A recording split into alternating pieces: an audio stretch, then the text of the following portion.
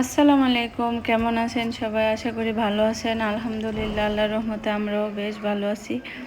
মেয়ের টেস্ট পরীক্ষা শেষ হওয়ার পর সাথে সাথে চলে গেলাম গ্রামে।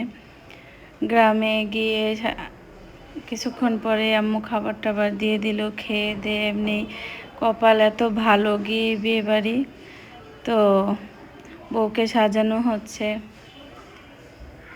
গায়ে হলুদের প্রোগ্রামের জন্য। ছোটোখাটো একটা প্রোগ্রাম, কিন্তু বেশ ভালো লেগেছে।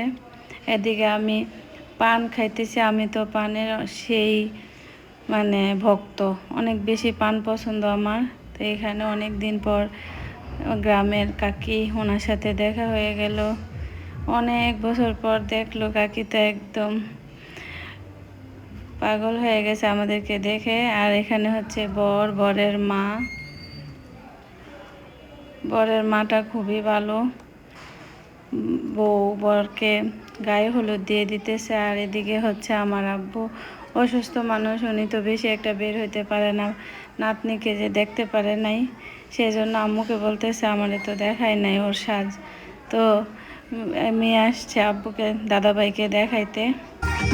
আর এদিকে ওনাদের নাচানাচির শখ পুরা হয় নাই, তো নাচানাচি করতেছে। এগুলো এত সুন্দর নাচতে পারে, আমি তো একদমই পাগল হয়ে গেছি ওদের নাচ দেখে।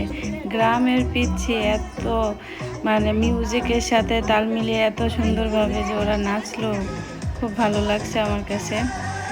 আর যে রান্না করবে সে অনেক কিছু গুছাইয়া রাখলো, কালকে আবার দেখাবো বিয়ে বাড়ির কি আয়োজন সেগুলা। আজকে আল্লাহ হাফেজ।